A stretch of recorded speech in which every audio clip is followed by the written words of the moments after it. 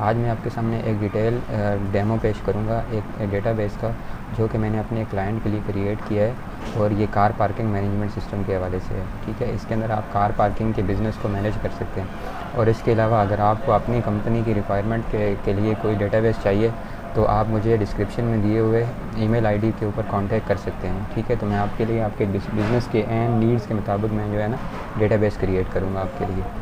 तो चलें आज का ये रिव्यू शुरू करते हैं। तो इसके लिए सबसे पहले हमारे सामने ये लॉगिन फॉर्म अपीयर होगा। ठीक है, यहाँ पे आप जो है यूज़र की आईडी एंटर करेंगे। ठीक है, जो यूज़र आपने डेटाबेस में क्रिएट किया होगा एडमिन ने। ठीक है, तो मैं यहाँ पे जैसे अपनी आईडी एंटर करता हूँ उसका मुझसे ये पासवर्ड पूछेगा। अगर मैं पासवर्ड यहाँ पे करेक्ट नहीं दूँगा तो ये इसका मुझे एरर देगा। ठीक है, तो ये आपकी सिक्योरिटी है। अच्छा, उसके अलावा अगर आप यहाँ से इस पर क्लिक करेंगे एग्ज़िट पे तो आपका जो डेटाबेस है ये क्लोज़ हो जाएगा। तो मैं यहाँ पे अपना राइट पासवर्ड एंटर करता हूँ और लॉगिन पे क्लिक करता हूँ। तो देखें आपके सामने लॉगिन पे क्लिक करते साथ ही मैं जो है ये सिस्टम में इन हो गया हूँ। ठीक है, और यहाँ पे अब जो भी यूज़र इंटर होगा उसका यहाँ पे राइट साइड पे उसकी इन्फॉर्मेशन आ रही होगी, जैसे यहाँ पे लिखा हुआ आ रहा है वेलकम साजिद मोहर।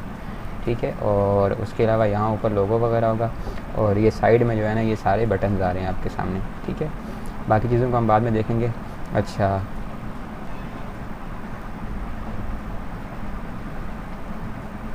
उसके अलावा जो है यहाँ पे आप देखें यहाँ नीचे जो है कॉर्नर में बिल्कुल लॉगिन का फॉर्म है, यहाँ से आप यूज़र स्विच कर सकेंगे। यहाँ पे आप लॉगिन स्विच कर सकते हैं यहाँ से। और इसके अलावा यहाँ पे एग्ज़िट का जो बटन है यहाँ से आप क्या करेंगे इस सिस्टम से बाहर आ जाएंगे। ठीक है, और उसके बाद सबसे ऊपर आप देखें यहाँ पे सेटअप का बटन है। ठीक है, तो सबसे पहले आप सेटअप पे जाएंगे तो यहाँ आपके सामने कुछ एक्शन जो है वो अपीयर होंगे। इस एक्शन के अंदर क्या क्या आ रहे हैं आप सबसे पहले ऊपर आप देखें अकाउंट हेड है। ठीक है, आप अकाउंट हेड पे क्लिक करें तो ये अकाउंट हेड क्या होते हैं, बेसिकली चार्ट ऑफ अकाउंट होता है आपका। जैसे जो है ना कोई भी आप अकाउंट खोलना चाह रहे होंगे सिस्टम में यूज़ करने के लिए तो आपको यहाँ से खोलना पड़ेगा सिवाय कस्टमर के। ठीक है, तो जैसे यहाँ मेरे पास कैश इन हैंड आ रहा है तो उसके अलावा यहाँ से आप इन अकाउंट को चेक भी कर सकते हैं। यहाँ से आप चाहें तो इन अकाउंट को सर्च भी यहाँ से आप करवा सकते हैं। और उसके अलावा जो है यहाँ पे आप ये जो बटन है इसके ऊपर आप क्लिक करेंगे तो आपके सामने ऐड न्यू आ जाएगा। यहाँ पे आप नया अकाउंट आप एंटर कर सकेंगे। ठीक है, और उसके अलावा यहाँ पे प्रीवियस है, नेक्स्ट है और फर्स्ट रिकॉर्ड है, लास्ट रिकॉर्ड है। और यहाँ से सबसे आखिर में बटन जो है ये डिलीट का है, आप इसके ऊपर क्लिक करेंगे तो ये आपका रिकॉर्ड डिलीट हो जाएगा। ठीक है, अच्छा, मैं यहाँ पे एक नया अकाउंट क्रिएट करता हूँ। फ़र्ज़ करें यहाँ पे मैं EOBI का एक नया EOBI एक्सपेंस का एक अकाउंट क्रिएट करता हूँ।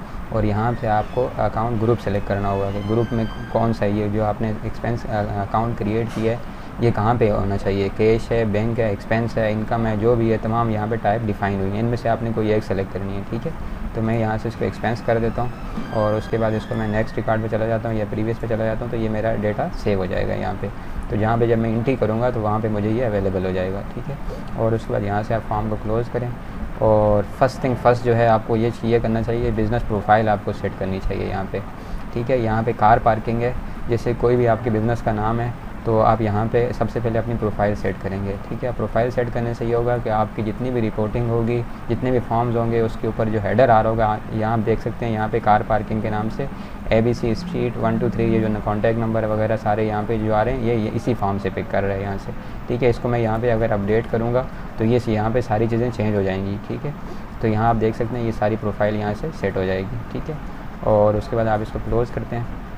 उसके बाद तीसरे नंबर पे हमारे सामने कस्टमर्स आ रहे हैं। यहाँ पे कोई भी आपको नया कस्टमर खोलना है तो आप यहाँ पे इसको ओपन करेंगे। ठीक है, नए कस्टमर की डिटेल आप यहाँ पे एंटर करेंगे और यहाँ से आप सेलेक्ट कर सकते हैं, कस्टमर सर्च करवा सकते हैं। बाकी ये जो ऊपर ऑपरेशन आ रहे हैं ये वही वाले सेम है जो भी मैंने आपके साथ शेयर करवाए थे।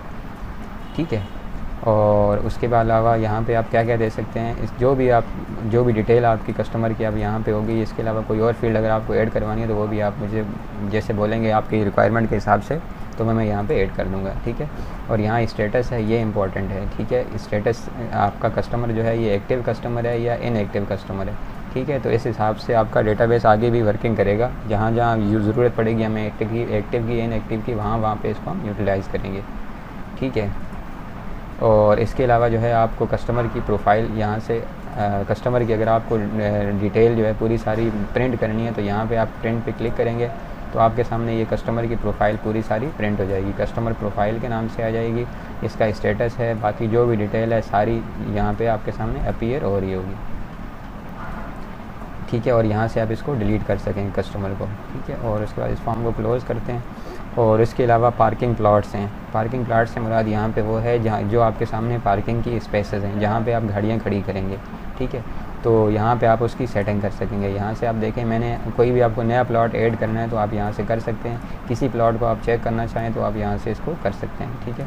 फ़र्ज़ करें मैं यहाँ पे एक नया प्लॉट ऐड करता हूँ, तो यहाँ पे मैं ऐड न्यू रिकॉर्ड पे क्लिक करूँगा, ठीक है। और यहाँ पे इसमें मैं प्लॉट का नाम दे देता हूँ कुछ भी, माई डेमो प्लॉट, ठीक है। और इसका एड्रेस मैंने दे दिया ABC 123 कुछ भी दे दिया। और यहाँ पे जो इम्पोर्टेंट चीज़ है, ये आपसे पूछ रहा है टोटल कैपेसिटी, यानी कि इसके अंदर पार्किंग कितनी गाड़ियाँ एक खड़ी हो सकती हैं एक टाइम के अंदर, ठीक है। पार्किंग कैपेसिटी में इसको फ़र्ज़ करो यहाँ पे कह देता हूँ कि ये मेरे पास 150 गाड़ियों की जगह है यहाँ पे, ठीक है। तो मैं इसको नेक्स्ट करूँगा तो मेरा रिकॉर्ड यहाँ पे सेव हो जाएगा, ठीक है। अगर आप इसको देखना चाहें प्रीवियस, जैसे मैंने यहाँ पे प्लॉट एंट्री की हुई है, ठीक है, तो यहाँ पे आप प्लॉट की एंट्री कर सकेंगे, ठीक है। और ये बटन ऊपर सारे जो दिए हुए हैं ये सब वही वाले हैं जो सेम प्रीवियस फॉर्म पे हम देखते हुए आ रहे हैं, ठीक है। तो यहाँ प्लॉट सर्च करना, सेलेक्ट करना, जो भी होगा, ठीक है। तो यहाँ से आप इसको हम क्लोज़ करते हैं। और पार्किंग टाइप्स, अब पार्किंग टाइप्स क्या होती हैं?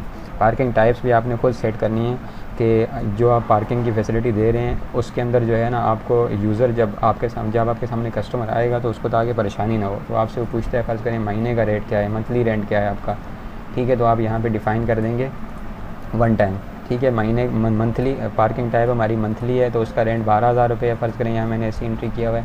और नेक्स्ट मेरे पास डेली है, डे का हमारा रेंट 500 है। और इसके पर आवर का हमारा रेट 50 रुपीज़ है। इन सब को आप डिलीट कर सकते हैं, अपने हिसाब से ऐड कर सकते हैं। और ये भी ज़रूरी नहीं है कि यही आप इस्तेमाल करें। जब आप फॉर्म के ऊपर एंट्री करेंगे तो वहाँ पे बाय डिफ़ॉल्ट आपको ये रेट दिखा रहा होगा, लेकिन कस्टमर टू कस्टमर अगर आपको अलग रेट चार्ज करना है तो आप वहाँ पे इसकी एंट्री अपनी मर्ज़ी से कर सकेंगे। वहाँ पे आपको ये ऐड करने की वो जो मेन आपकी जो कैलकुलेशन होगी उसी की बेस पे आ रही होगी। ये आपको सिस्टम सिर्फ रेकमेंड कर रहा होगा कि आपने ये रेट पीछे स्टैंडर्ड रेट आपने ये डिफ़ाइन किया होगा, ठीक है। और यहाँ से आप किसी वक्त आके चेंज भी कर सकते हैं, जो भी हो सकता है, ठीक हो गया। बाकी ये तमाम फॉर्म ऊपर आपके सामने आ गए, ठीक है।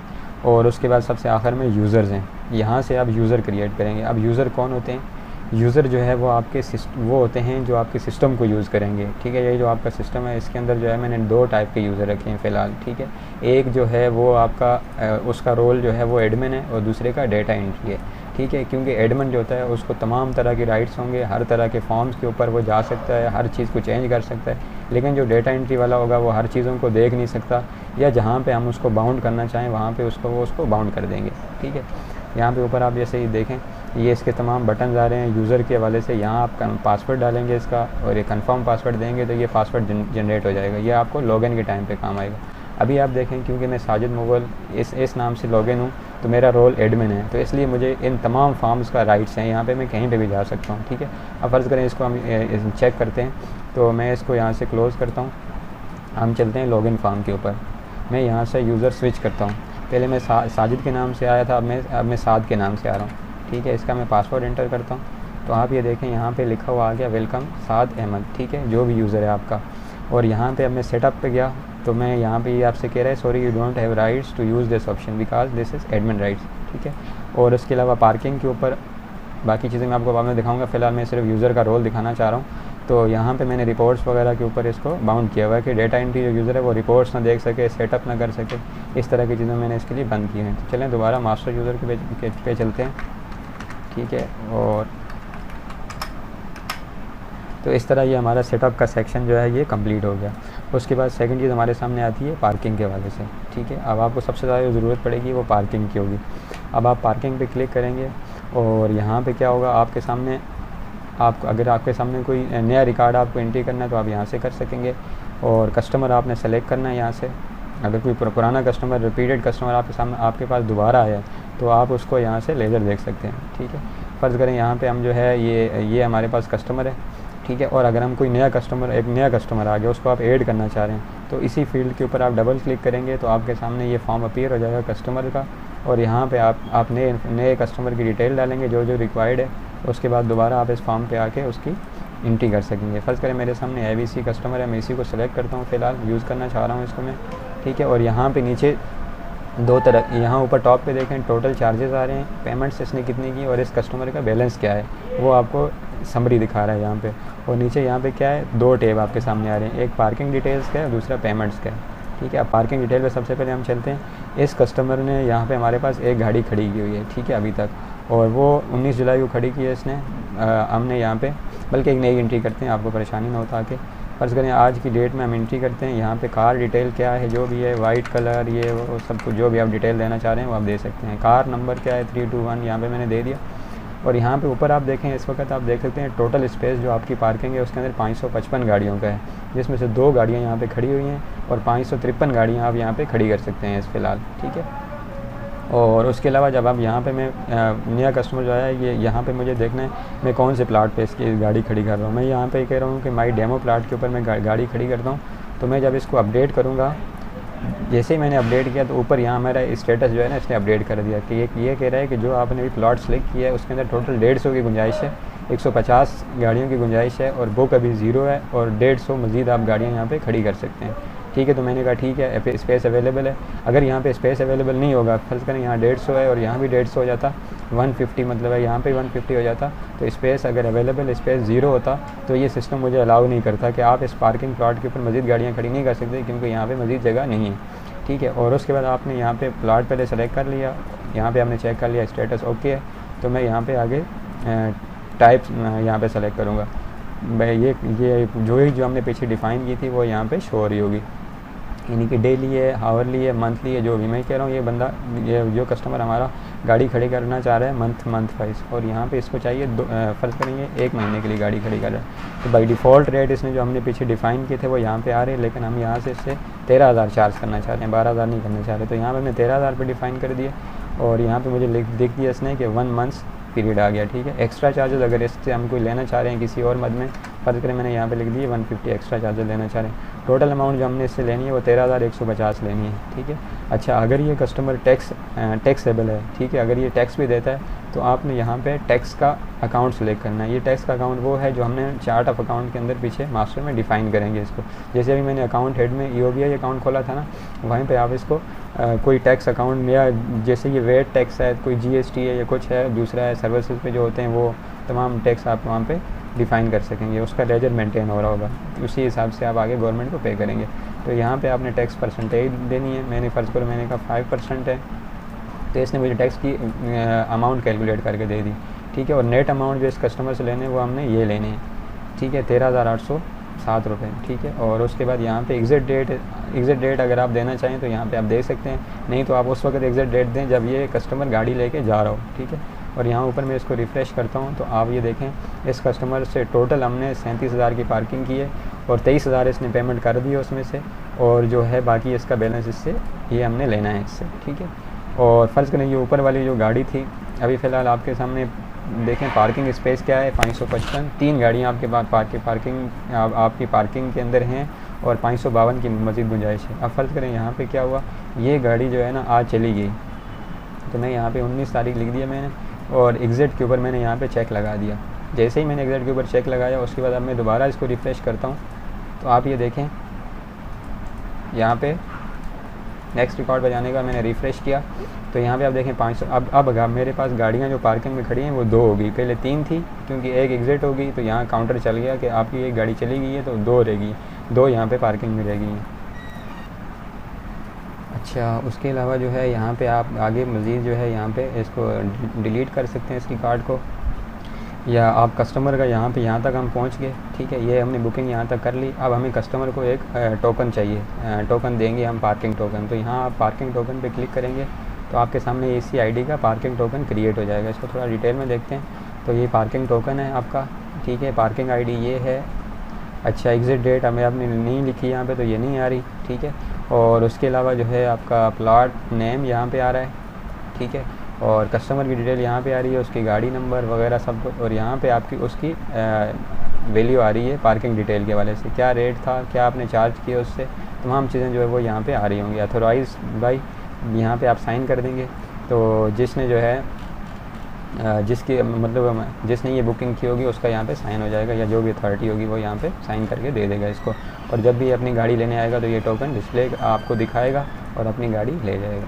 ठीक है, तो यहाँ तक ये हमारी पार्किंग के हवाले से हो गया। अब उसके बाद नेक्स्ट स्टेप पे चलते हैं पेमेंट्स के हवाले से, ठीक है।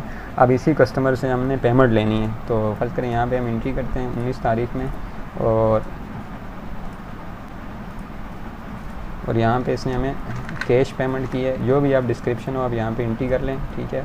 और इसने हमें कितने पैसे दिए हैं, फर्ज करें इसने हमें 14,000 रुपये दिए, 14,000 दिए, ठीक है। और अब आप यहाँ पे आगे रिसीव्ड इन, यहाँ पे रिसीव्ड इन करेंगे कि आपको जो पेमेंट आई है, इसमें 14,000 मैंने लिखना था, ठीक है, 14,000। और उसके बाद यहाँ पे अपने रिसीव्ड इन, यहाँ पे अपने अकाउंट सेलेक्ट करना है, ठीक है। कोई बैंक है, अगर आपका डायरेक्ट बैंक में पैसे आए हैं तो आप यहाँ लिखेंगे, और कोई कैश इन हैंड में आए हैं या किसी दूसरे जिस बैंक में भी आए होंगे आप वहाँ यहाँ से वो बैंक सेलेक्ट करेंगे, उसका लेज़र यहाँ से चल जाएगा, ठीक है। और उसके बाद जो है अब इसको जो आपने पेमेंट ली है उसकी इसको रिसीविंग चाहिए होगी, ठीक है। तो आप यहाँ से इसकी रिसीविंग निकाल दें, और ये रिसीव्ड वाउचर निकल जाएगा। इसके अंदर कस्टमर का नाम आ जाएगा, पेमेंट डिटेल्स आ जाएंगी, और उसके अलावा जैसे जो यूज़र इस वक्त सिस्टम के अंदर सिस्टम को जो चला रहा है उसका यहाँ पे नाम आ जाएगा कि इसने ये बनाया है, इसने ये बुकिंग की है, अप्रूव किसने किया, और रिसीव ये पैसे, ये अमाउंट किसने की, ठीक है। ये आप दे के कस्टमर को वाउचर रिसीव करवा दीजिए।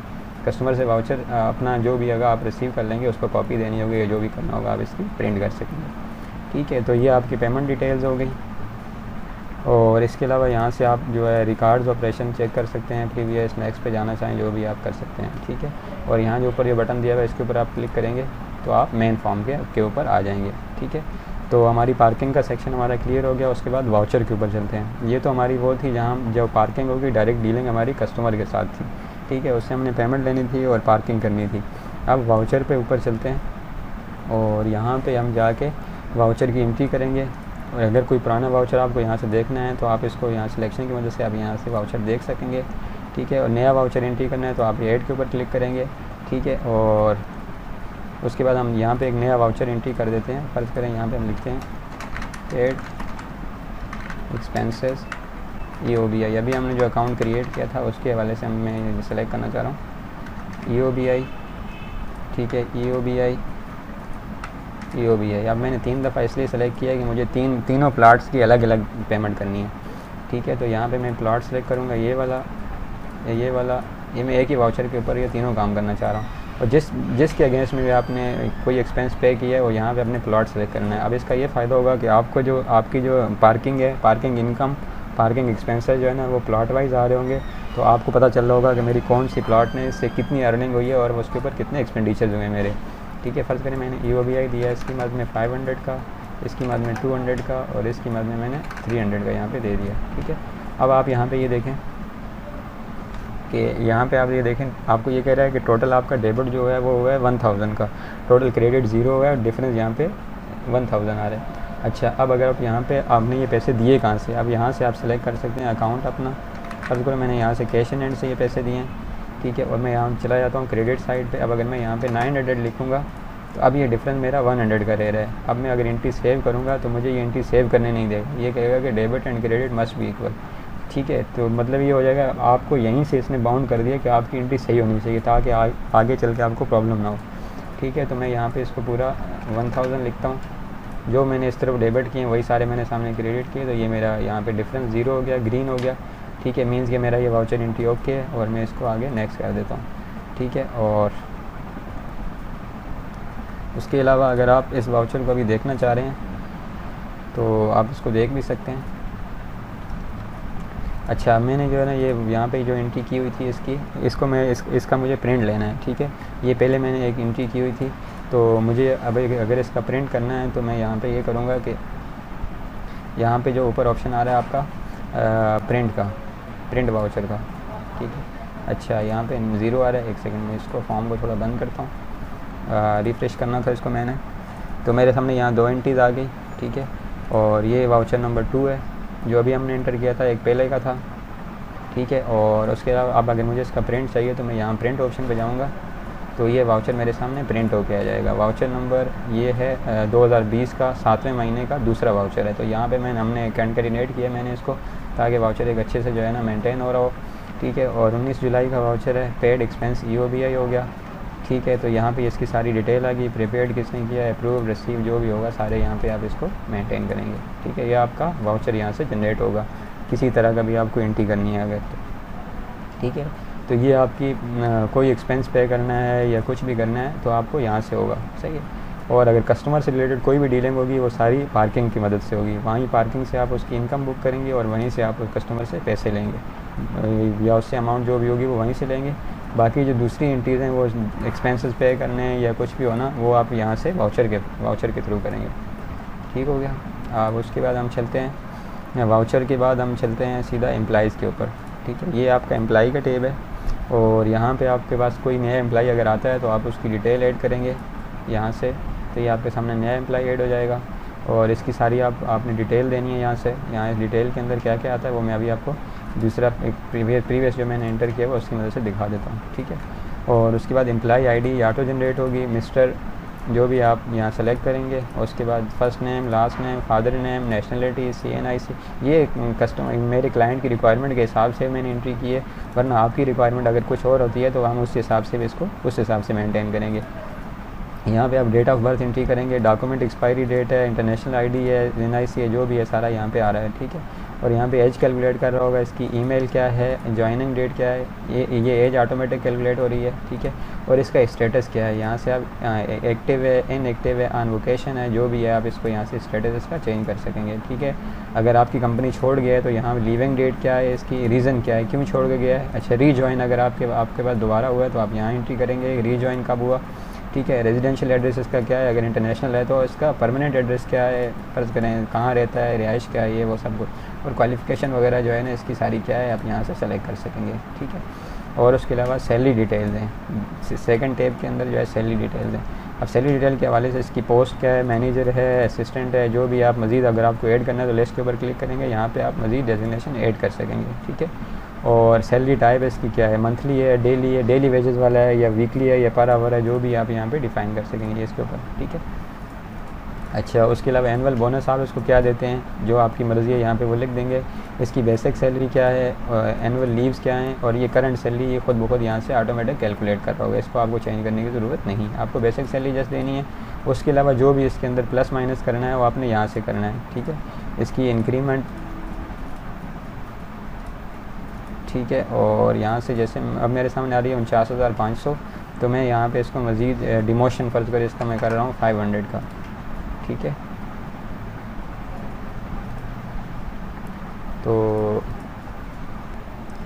तो उसी हिसाब से यहाँ पे आपकी जो करंट सैलरी है वो अपडेट हो जाएगी और आगे मज़ीद जो है जो भी कैलकुलेशन होगी वो करंट सैलरी की बेस पे चलेंगी। ठीक है, उसके बाद हम चले जाते हैं आगे लोन डिटेल्स के ऊपर, लोन एडवांसेस के हवाले से कि इस कस्टमर ने कब कब लोन लिया हुआ है, कितना कितना लिया हुआ है, तो वो आप यहाँ पे सारी डिटेल देखेंगे। फ़र्ज़ करें ऐसे एक कस्टमर नहीं, एम्प्लॉइज़ की बात कर रहे हैं। ठीक है, इस एम्प्लॉई ने हमसे 15,000 रुपये लिए थे और ये उसने इन टाइम पे इसने डिडक्शन करवाई, इतनी डिडक्शन हुई हमने, और मज़ीद अगर आपको डिडक्शन करनी है तो आप यहाँ पर एंट्री कर लें। तो मैंने यहाँ पे फ़र्ज़ करें 1,000 की और मज़ीद डिडक्शन डाल दी, तो यहाँ पे मेरी एंट्री आ गई और रिमार्क्स जो भी हैं आपको यहाँ पे लिखने हैं। ठीक है, और इस हिसाब से आपका इस एम्प्लॉई की जो लोन है वो 15,000 टोटल लिए थे आपने, 8,100 की डिडक्शन होगी और बैलेंस 6,900 के। ठीक है, और उसके अलावा आप यहाँ पे क्या कर सकते हैं, अब अगर आपको इस कस्टमर की प्रोफाइल बार बार कस्टमर बोल रहा हूँ, एम्प्लॉई, अगर आपको इस एम्प्लॉई की प्रोफाइल चेक करनी है तो आप यहाँ पे ऊपर ऑपरेशन में ये जो बटन दिए हुए हैं इनकी मदद से आप यहाँ पे प्रिंट का एक बटन है। ठीक है, इसको प्रिंट प्रोफाइल के ऊपर आप क्लिक करेंगे तो फ़र्ज़ करें ये जो मेरा एम्प्लॉई प्रोफाइल है इसका बेसिक इन्फॉर्मेशन सारी यहाँ पे आ जाएगी, और इस पेज के ऊपर यहीं पे आप जॉब डिटेल्स इसकी ये हैं, और इसके अलावा यहाँ नीचे आखिर में इसकी एडवांस की रिपोर्ट चल रही होगी पूरी सारी। अभी फ़िलहाल यही ट्रांजैक्शन है, मज़ीद एंट्रीज होंगी तो वो आगे रिपोर्ट बढ़ जाएगी इसकी। ठीक है, इसने कब कब लोन लिया, कितनी डिडक्शन हुई, ये तमाम चीज़ें यहाँ पर आ रही होंगी। ठीक है, और इसके अलावा यहाँ पे आप ये देख सकते हैं कि आज तक हमारे पास जितने भी एम्प्लॉइज़ हैं जिनने भी लोन लिया है उन सब का बैलेंस क्या आ रहा है यहाँ पे। तो आप यहाँ पे इसके ऊपर क्लिक करेंगे तो आपके सामने यहाँ पे आ जाएगा, दो आपके एम्प्लॉइज़ हैं, फरहान, साजिद, तो इन दोनों के इतने बैलेंस हैं। टोटल जो है ना आपने लोन दिया हुआ जो एम्प्लॉई को उनसे ये उनका ये सबका नेट बैलेंस ये आ रहा है एज़ ऑन 19 जुलाई। ठीक है, और अगर आप यहाँ से डेट चेंज करेंगे यहाँ से तो उस हिसाब से उस वक्त तक का आपको बैलेंस बता देगा आपको। ठीक है, तो ये सारी चीज़ें एम्प्लॉई से रिलेटेड हो गई। अच्छा, इस फॉर्म को हम क्लोज़ करते हैं और एम्प्लॉई के बाद हम चलते हैं सीधा डैशबोर्ड के ऊपर। ठीक है, डैशबोर्ड क्या है आपका, एट अ ग्लांस जो है ना आपको पूरा सारा कंपनी का स्टेटस बता रहा होगा। ठीक है, इस वक्त आपकी कंपनी में क्या पोजीशन है, जो भी है वो सारी यहाँ पे आपके सामने डिस्प्ले हो रही होगी। ठीक, यहाँ से अगर आप ईयर सेलेक्ट करते हैं 2019, तो 2019 में आपको मंथ वाइज आपकी इनकम क्या हुई और एक्सपेंसेस क्या हुए और नेट आपको बचा क्या, वो सारा यहाँ पे आ रहा होगा आपके सामने। ठीक है, तो 2019 में हमने कोई डेटा एंट्री नहीं किया, तो लिहाजा मैं 2020 करता हूँ यहाँ पे। 2020 में हमने सिर्फ जुलाई में एंट्रीज़ की हैं, तो यहाँ पे जुलाई का सिर्फ स्टेटस बता रहा है कि आपको 49,850 की इनकम हुई है। ठीक है, और उसमें से आपने 2500 के एक्सपेंसेस दिए हैं और 47,000 ये समथिंग की जो है आपको प्रॉफिट हुआ अभी फ़िलहाल। तो ये सारा एट अ ग्लांस आपको यहाँ पे दिखा रहा होगा।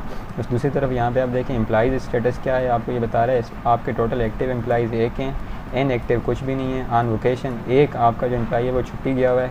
ठीक है, लोन एडवांस जो आपने अपने एम्प्लॉइज़ के ऊपर बैलेंस हैं वो 23,900 के हैं नेट। ठीक है, आज तक के जो डेट सिस्टम अभी आपको दिखा रहा है उस हिसाब से। ठीक है, और कस्टमर्स के हवाले से डिटेल यहाँ पे आ रही है। आपके एक्टिव क्या हैं, 2 हैं, इनएक्टिव 0 हैं। ठीक है, नेट रिसीवेबल आपने जो अपने कस्टमर से है वो 12,283 रुपये हैं आज तक के। ठीक है, जो सिस्टम की डेट होगी उस हिसाब से आपको ये बता रहा होगा। और नीचे आप देखेंगे यहाँ पार्किंग का स्टेटस है। पार्किंग के स्टेटस में पार्किंग कैपेसिटी टोटल आपके पास 555 की है, बुक इस वक्त 2 हैं और अवेलेबल 553 है। ठीक है, और प्लाट वाइज अगर आप चेक करना चाह रहे हैं तो आप यहाँ से सिलेक्ट कर सकते हैं। मैंने ये प्लाट सिलेक्ट किया है, 200 की कैपेसिटी है, 0 बुक है और अवेलेबल पूरे के पूरे हैं। ठीक है, मैंने दूसरा प्लाट चेंज किया, कोई और प्लाट मैंने चेंज किया। जो भी प्लाट आप चेंज करें उस हिसाब से यहाँ पे आपको दिखा रहा होगा कि कितने बुक हैं और क्या कैपेसिटी है इसके अंदर और क्या बैलेंस है आपके पास। ठीक है, और उसके बाद हम चलते हैं अपनी मेन रिपोर्ट्स के ऊपर। अब ये आपका रिपोर्ट का फॉर्म है। ठीक है, और यहाँ पे आपको हर तरह की रिपोर्ट आपको मिलेगी। ठीक है, अच्छा फ़र्ज़ के सबसे पहले हम जो है यहाँ पे कस्टमर की रिपोर्ट देखना चाह रहे हैं, तो कस्टमर लेजर हम देखना चाह रहे हैं कौन से कस्टमर का, ABC कस्टमर का। ठीक है, तो यहाँ आपके सामने ABC कस्टमर की ओपनिंग बैलेंस 1 जुलाई में 0 था जो आपने यहाँ पीरियड दिया। उसके अलावा कब कब जो है इसने पार्किंग करवाई आपके यहाँ और कब कब इसने कितनी कितनी पेमेंट दी और इसका बैलेंस आपने नेट रिसीवेबल क्या है, 3,808 रुपये रिसीवेबल है। ABC कस्टमर है और इसका यहाँ पे कंप्लीट लेजर आपको मिलेगा।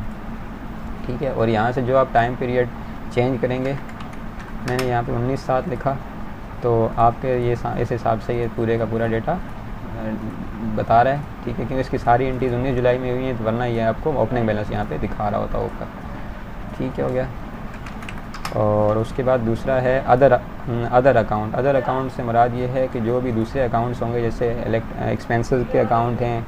ठीक है, और EOBI कोई भी दूसरे आपने अदर इनकम का सैलरी, मैंने यहाँ पे देखना चाह रहा हूँ EOBI का लेजर। ठीक है, तो मैंने यहाँ पे EOBI सेलेक्ट किया और मैं ये देखना चाह रहा हूँ कि EOBI मैंने कब कब कितना कितना पे किया है, तो ये मेरे सामने आ रही है सारी डिटेल इसकी। EOBI आपने इतना इतना पेमेंट की है, कब कब की है, उसकी डिटेल ये है, वाउचर नंबर ये है, डेट वगैरह तमाम चीज़ें यहाँ पे मेंटेन हो रही होंगी। अदर लेजर के अंदर आप तमाम चीज़ें यहाँ से देख सकेंगे। और टैक्स लेजर यहाँ पे आप अलग दिया हुआ मैंने सिर्फ एक अकाउंट डिफ़ाइन किया हुआ है वेट के नाम से, वेट टैक्स पेएबल के नाम से। इसके अलावा कोई भी दूसरा आपका अकाउंट होगा जिसकी टाइप आपने टैक्स सेलेक्ट की होगी वो यहाँ पे आ रहा होगा। अब इसका वेट टैक्स का मैं लेजर देखना चाह रहा हूँ, तो मेरे सामने ये लेजर आ रहा है इसका, कि यहाँ पे आपने जो है ना ये कब कब जो है आपने ये टैक्स की मद में पैसे दिए हैं, तो वो यहाँ पे सारे आ रहे होंगे। ठीक है, और कब कब आपने किस किस कस्टमर से ये चार्ज किए हैं, तो वो यहाँ से आपके सामने आ रहे होंगे। ठीक है, और कैश बैंक आप देखना चाह रहे हैं तो यहाँ से आप देख सकेंगे। कैश एंड एंड में देखना चाह रहा हूँ, इसका कैश बुक में देखना चाह रहा हूँ कैश एंड एंड की, तो ये मेरे सामने पूरी कैश एंड एंड का स्टेटस आ गया। ठीक है, कब आपका ओपनिंग बैलेंस क्या था, कब कब आपने पेमेंट की, कब कब आपको रिसीव हुए, जो भी होगा वो सारा यहाँ से आ जाएगा। और आपको बैंक स्टेटमेंट देखना है, कौन से बैंक का स्टेटमेंट देखना है, तो आप यहाँ से बैंक सेलेक्ट करेंगे, उसका स्टेटमेंट आपके सामने डिस्प्ले हो जाएगा। और इनकम समरी आपकी यहाँ पे आ रही है। 1 जुलाई से 19 जुलाई तक मैं इनकम समरी देखता हूँ। अगर मैं यहाँ पे आगे कुछ नहीं सेलेक्ट करता तो मुझे ये ओवरऑल इनकम दे देगा मुझे। मेरी जो इनकम स्टेटमेंट है कंप्लीट है फॉर द पीरियड 1 जुलाई 2020 से 19 जुलाई 2020 तक। ठीक है, जो मैंने ऊपर टाइम पीरियड सेलेक्ट किया है यहाँ से, ठीक है, उसी के बेस पे मेरे सामने यहाँ पे ये दे रहा होगा। ठीक है, और इनकम के अंदर जो है मेरी पार्किंग इनकम हुई है सिर्फ इतने की, और एक्सपेंसेस मैंने ये दिए हैं सारे, और मेरे पास नेट इनकम जो हुई वो 47,350 की हुई, जो कि ग्रीन है मींस कि ये बैलेंस, या फिर प्लस में है तो मींस कि ये मेरा प्रॉफिट है। अगर ये रेड होता है या नेगेटिव में होता है ये हमारे लिए लॉस हो जाता। ठीक है। तो ये इस तरह से कंप्लीट इनकम स्टेटमेंट है। अब अगर आपको plot wise income expense summary देखनी है तो आप यहाँ से सेलेक्ट करेंगे, और मुझे जो है ना इस प्लॉट की चेक करनी है, तो मैं यहाँ पे इस प्लॉट के ऊपर देखूँगा। अब इस प्लॉट के अगेंस्ट आपको अभी तक कोई इनकम नहीं हुई, लेकिन इतने आपने एक्सपेंसेस इसके अगेंस्ट में दे दिए हैं, तो लिहाजा ये प्लॉट अभी जैसे लॉस में ही चल रहा है 1200 से, तो ये से हमने डेमो एंट्री की हुई है ऐसे ही, तो इस वजह से जो है ना होगा। लेकिन जब आप पार्किंग होगी तो आपको डेफिनेटली इनकम भी होगी, परेशान होने की ज़रूरत नहीं है, ठीक है। और इसके अलावा किसी और प्लॉट का हम देखना चाहें, माई डेमो प्लॉट, तो इसके अंदर आप देखें हमने एक्सपेंस खाली थोड़े से UOBI का दिए, लेकिन पार्किंग हमारी 12,950 की हुई है। जो हमने पार्किंग के दौरान सेलेक्ट करेंगे वो यहाँ पे आपके सामने पूरी सारी रिपोर्ट इसकी आ रही होगी। आपको पार्किंग वाइज इनकम समरी यहाँ पे शो हो जाएगी, और अगर आप कोई अकाउंट सेलेक्ट नहीं करेंगे तो ओवरऑल पूरी कंपनी की समरी शो हो जाएगी, ठीक है। कस्टमर रिसीवेबल रिपोर्ट समरी है, एज ऑन यहाँ पे आप देखना चाह रहे हैं, जो आप डेट यहाँ पे सेलेक्ट करेंगे एज ऑन की, ठीक है, तो वहाँ यहाँ पे आपको ये वही रिपोर्ट है जो भी मैंने आपको थोड़ी देर पहले दिखाई थी, ठीक है। इसके अंदर जो है टोटल आपने कस्टमर से कितने पैसे लेने हैं वो कस्टमर वाइज आपके सामने पूरी डिटेल यहाँ पे आ रही है। 2 ही कस्टमर हमने खोले हैं अभी, तो ये सिर्फ 2 ही कस्टमर का डेटा आ रहा है। मज़ीद कस्टमर होंगे तो वो आगे लिस्ट ये बड़ी होती जाएगी, ठीक हो गया यहाँ तक। और पार्किंग इनकम आप देखना चाह रहे हैं, ओवरऑल पूरा ये आपके सामने पूरा लेजर आ जाएगा पार्किंग इनकम का, ठीक है। तो 1 जुलाई से 19 जुलाई तक आपको पार्किंग की मद में टोटल किस कस्टमर से कितने पैसे रिसीव हुए या पार्किंग बुक हुई, ये बुक की बेस पे है, रिसीविंग अलग चीज़ हो जाएगी बाद में, ठीक है। कौन से प्लॉट से आए, क्या टाइप हुई, मेजर जो है ना कौन सी है, तो इसको आप अपने पर्पज़ के लिए आप यूज़ कर सकते हैं, ठीक हो गया। और उसके बाद आखिर में यहाँ पे देखें कस्टमर स्टेटस आप देखना चाह रहे हैं कि मेरे पास टोटल एक्टिव कस्टमर की लिस्ट आ जाए, तो आप यहाँ से आपके सामने एक्टिव कस्टमर की लिस्ट आ जाएगी, ठीक है। और अगर आप यहाँ सेलेक्ट करने जाएंगे इनएक्टिव कस्टमर की रिपोर्ट, तो आपको इनएक्टिव कस्टमर की रिपोर्ट शो हो जाएगी, ठीक है। और इस तरह से आप एम्प्लॉइज़ को भी सिलेक्ट कर सकेंगे यहाँ से, active employees, inactive, on vocation में एक्टिव में देखना चाह रहा हूँ तो मेरे सामने ये आ रहे हैं, ठीक है। ऑन वोकेशन में चेक करता हूँ, फ़र्ज़ करें तो मेरे सामने कोई जो एम्प्लॉय मेरा वोकेशन पे होगा वो उसकी डिटेल यहाँ पे आ रही होगी, ठीक है। तो ये सारी चीज़ें यहाँ पे आपके सामने इस तरह से रिपोर्ट के ऊपर शो हो रही होंगी। और ये आपका मेन पेज है, और यहाँ पे आपको एट अ ग्लांस जो है आपको कुछ चीज़ें नज़र आ रही होंगी आपके सामने।